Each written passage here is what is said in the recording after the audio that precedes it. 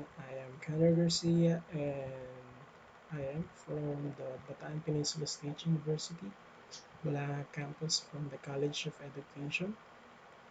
And for today's discussion, I would like to ask you a question before we proceed to our discussion, okay?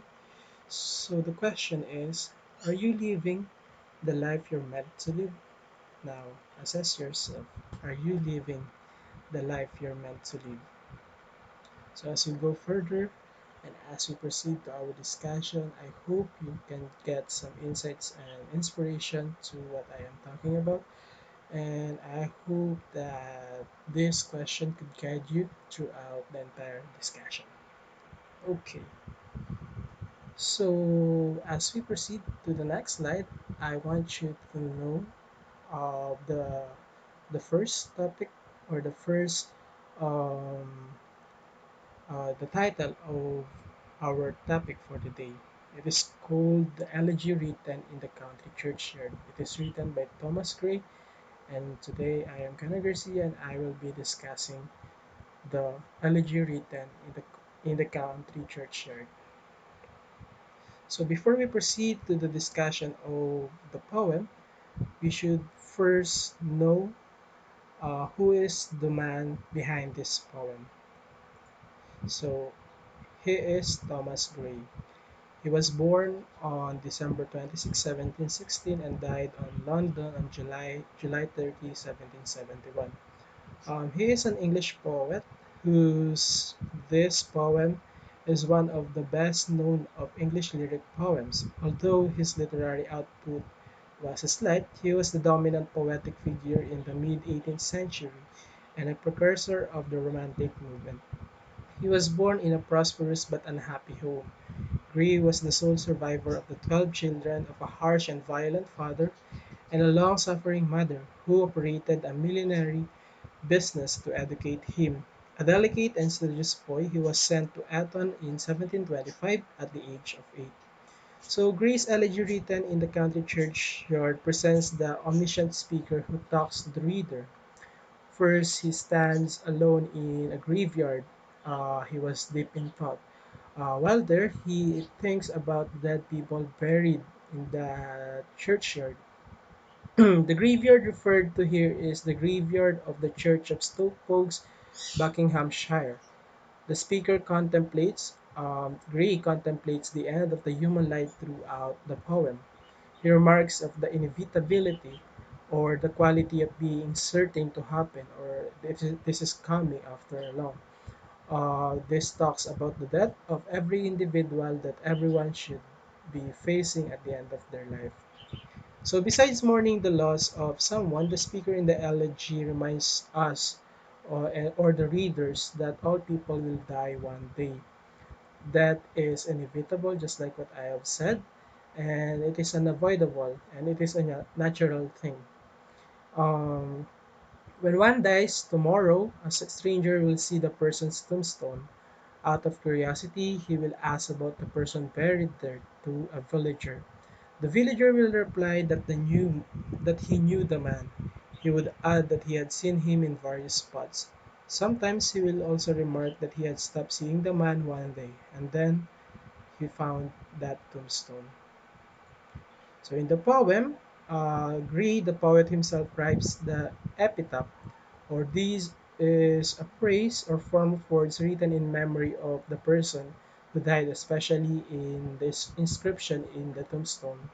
So he says that life is full of sadness and depression. However, he feels proud of his knowledge.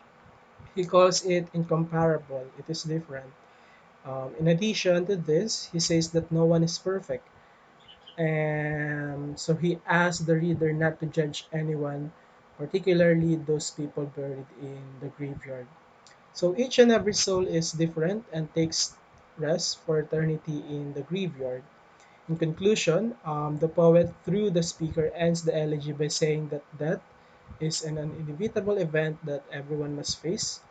And also, he says that the man's effort and his struggles to succeed in life comes to an end to death. Thus, death conquers man regardless of the success of the things that happen to him or her. and all the failures he has or she has during his lifetime or her lifetime. So, Elegy Written in a Country Churchyard was written in 1751.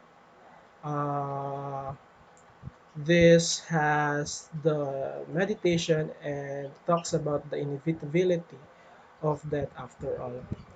So, the next one is just like what we have seen in the title itself, it is called an elegy. So, sir, what is an elegy? So, an elegy is a form of poetry that typically reflects the death of someone or the loss of someone. So, traditionally, an elegiacal poem addresses the themes of mourning, sorrow, and lamentation. However, however, I think such poems can also be address redemption and solace. Overall, the artistic language of poetry allows such sentiments to be expressed and articulated in the form of elegy. So now let's proceed to the contents of our discussion. So we have here the analysis of the poem, the themes, the setting, the form and style, the symbol, imagery, and the wordplay. Okay, let's proceed with the analysis of the elegy written in the Country Churchyard written by Thomas Gray. So yeah, you may pause this video and try to read the stanzas 1 to 4, but I will just give the glimpse or the gist of what stanzas 1 to 4 talks about. So as it opens, elegy written in the Country Churchyard begins with a description of the evening in a rural place. The evening church bell tells the passing of the day. Cattle bleat as they turn homewards. Tired farmers also follow.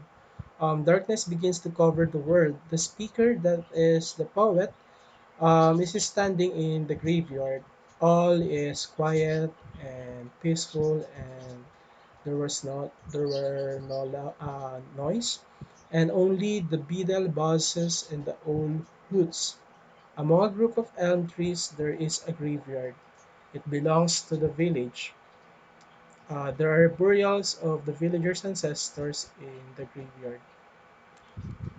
Proceeding here in stanzas number 5 to 8, the gist is in these stanzas, the poet goes on to talk about the people be buried in the graveyard.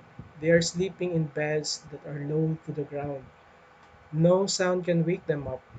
The twittering of the swallow, the morning call of the cock, even a horn cannot wake them. Um, their wives and their children, nobody cared for them anymore. They were hard-working men when they were alive. Their plowing, their harvesting, and their farming all were very efficient. So the speaker asked not to look down upon their simple life and hard work. Ambitious people think of village life as simple as it thought, but the villagers had their joy and sorrow, much like the other people, especially the elite. Okay, proceeding in stanzas number 9 to 12, you may stop if you want to read the passage, but I would go to the geese again. So also the poet says here in stanzas 9 to 12 that the poor are not inferior to any of the people living on earth. Maybe they are rich or elite, or maybe they are the one living and governing the bodies of the people. So every human life ends with death. The beauty, the wealth, and the glory all lead to the unavoidable end. The villagers' graves does not have the grandness in ceremonies and tombstones, but none of them can bring a person back to life. So there is no use of them anymore. Your wealth cannot be uh, held, or you cannot get your wealth to the next life. One should always remember that no one knew that one of the dead villagers may have achieved greatness. Therefore, there may be a ruler in that tombstone, or there may be a poet buried in that graveyard. Proceeding now in stanzas number 13 to 16 is in this poet remarks the villagers who were dead would also have different talents. There might be a Milton or a Cromwell buried there. They did not get opportunities to prove themselves like gems hidden deep under the ocean and like desert flowers. They have perished without notice. Given opportunities, they would have also succeeded, and people would have read their deeds in history. So we cannot know who among those people buried in the graveyard could be possibly the leader or the president of that nation. Maybe they didn't try, but they lived their best throughout their lifetime. Stanzas number 17 talks about the content. The villagers did not wish to involve in treachery and deceit. They were very honest people, and they wished to live a simple life. So they kept themselves away from the mad crowds of the cities and different kingdoms. So they were true to themselves. They are genuine. They liked peace and honesty, but still they were markings to note their memory. The tombstones were very simple. It is not very elegant. It is not so very pristine, but a simple, but very delicate. The language that they are using is ordinary, just like other people or in the high social class are using. But there is always a truth in their memory. Stanzas 21 to 24 says that the dead villagers rest in the graveyard without any recognition from the people. They could also be recognized as normal people living in a village. Also, the poem will be a tribute to those people buried in that graveyard. They live their lives with morals, with dignity, with pride. They died in the care of a loving person, and they closed their eyes with prayers in one's eye. One day, a kind soul may come and inquire their dead, one out of curiosity. Stanzas 25 to 29 talks about if someone asks about the poet who rests in the graveyard, one of the villagers may talk about him. A free spirited man was the poet. He went to the mountains in the morning, stood under the beech tree sometimes. Then he went to the brook. Besides, he was sometimes muttering his fancies. The villager would say that he missed seeing the man one day. The poet was missing. So here, the poet that is talking is cannot be seen anymore. So the villager who are talking here did not see him in his usual place. But one day he saw a funeral procession and how that poet or that man was buried in the graveyard. Stanzas 30 to 33. So in this part of the poem, he says that the epitaph would read thus: he one who was not so popular. His life was full of sorrow. Knowledge was only his wealth. He gave his life to misery, and all he longed for a friend to support. One need not look away to know about him. All that he did lies with him, close to good in the lap of earth. We are now proceeding in the themes in the Elegy Written in the Country Churchyard. So, the poem Elegy Written in the Country Churchyard speaks ordinary people. It is an elegy for poor villagers. They are not so famous, but they live honestly and with dignity and pride. So the poet has written this poem to honor them. This poem talks about death as a social equalizer. No matter how rich you are, no matter how poor you are going to die. Moreover, no man can escape death, because in death, everything is equal. Every one of us will be equal. Besides, nothing include any amount of riches or glory can bring the dead to life. Even poor people deserve respect for their death, and given these opportunities, they would have become great men in their times. So the first theme is death. So, Elegy Written in the Country Churchyard is a poem that takes place in a cemetery, and it's about how people are remembered after they died. So, you better believe that that is an important theme. So, the poem isn't all about doom or gloom. There are also other themes to consider the relationship of the central focus on that. So it's not about that alone, but we can also see the presence of so many birds, trees, and other natural elements suggests that that is relieved by the possibility of renewal, or in many religion they call it afterlife. This isn't about a simple country folk. The poem exists for the speaker to mourn the inevitability of his own death. The second theme here is the memory and the past. So it's not about that. It's not just about that, I mean. So the poem is about how we're remembered after we're gone. So in this poem, the speaker wants to emphasize the importance of lives that are commemorated by the monuments, excuse me, or remembered by the official history.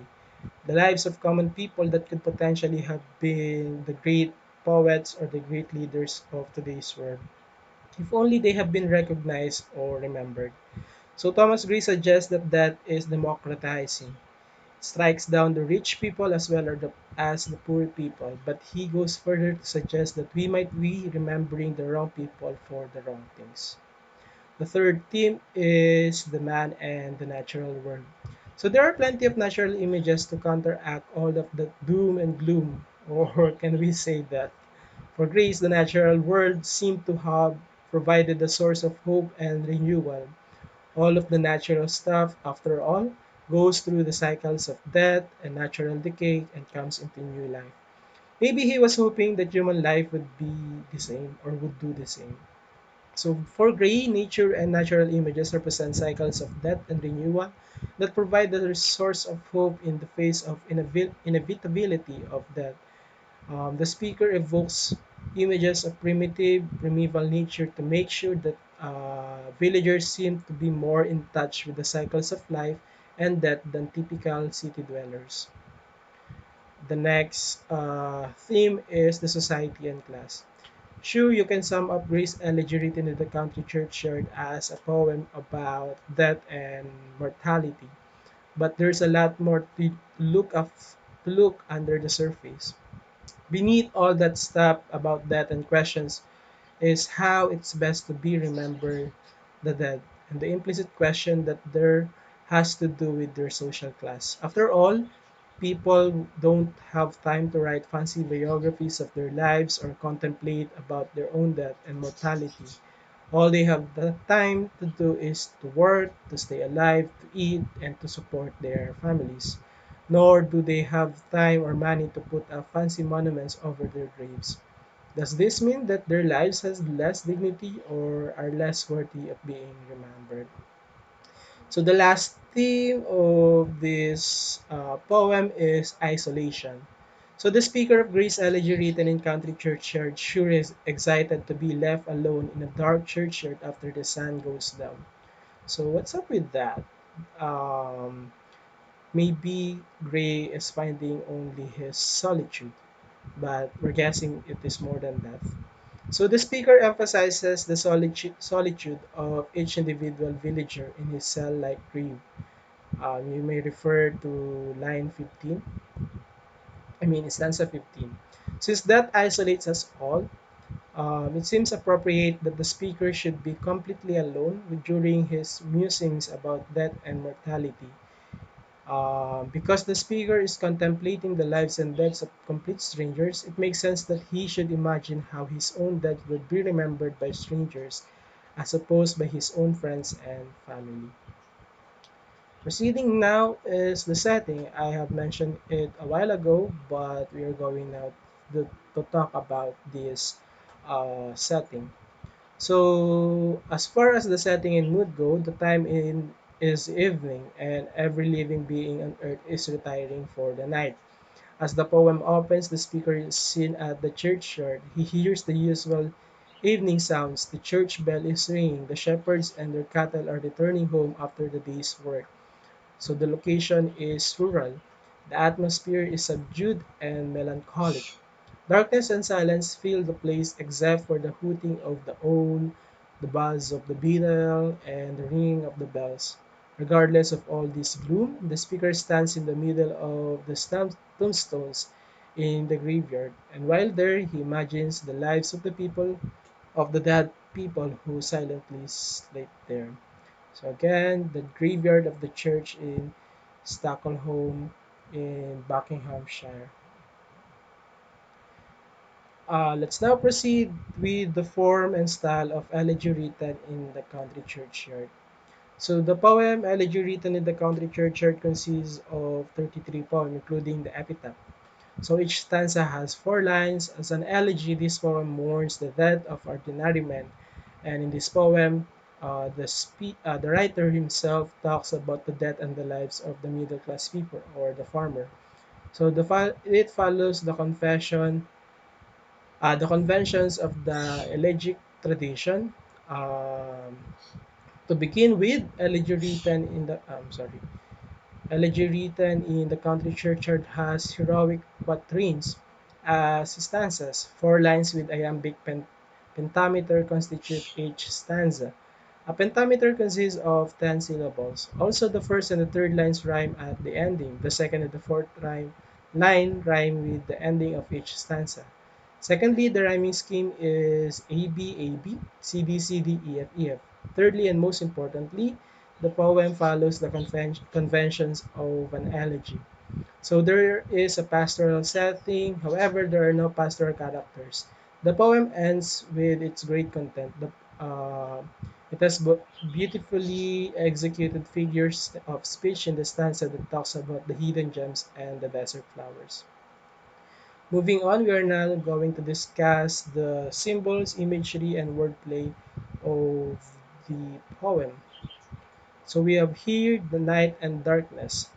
So the poem takes place around the time of sunset in a country churchyard, also known as a cemetery. Of course, for those people who do not know what a churchyard is, it is a cemetery located near a church. So the darkness of the setting is appropriate for the subject matter. So the speaker is talking about the unknown. He is contemplating mortality and what happens to the people after they die. Of course, no one really knows what will happen after death, so the darkness might be symbolized the mystery of what happens after we die. The second is the farms and the countryside. So the poem takes place out in a country, of course. So in fact, the setting is so important to the poet that he announces it in the title, just to be sure that we don't miss it. Why would the country makes more sense for the setting of this poem? Of course, country folks are generally seen as people who have simple life, and it is a very counterpart of the city folks.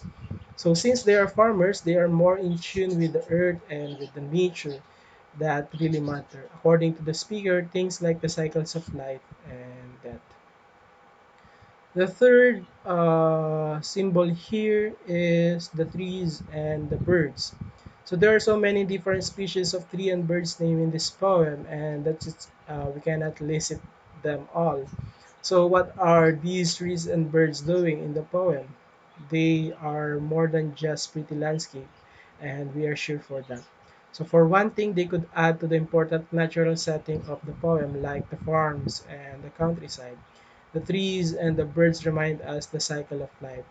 Trees lose their leaves in the fall and they grow back in the spring. So birds lay eggs and chicks in the spring. And in poem about the death and mortality, remembering that leaves do grow back and new baby birds are born every year is such an important and such an essential role and has an essential role in this poem. Not only they might represent the cycle of life, but the specific type of trees and birds have different traditional symbolic meanings in the Western poetry. So, to wrap it up, Elegy Written in the Country Churchyard um, has been a significant poem for those people who wants to read about that, and for those people who are fond of reading elegies. So, Elegy Written in the Country Churchyard is such a great example of an elegy where we discuss that death is inevitable and that will come along our lives.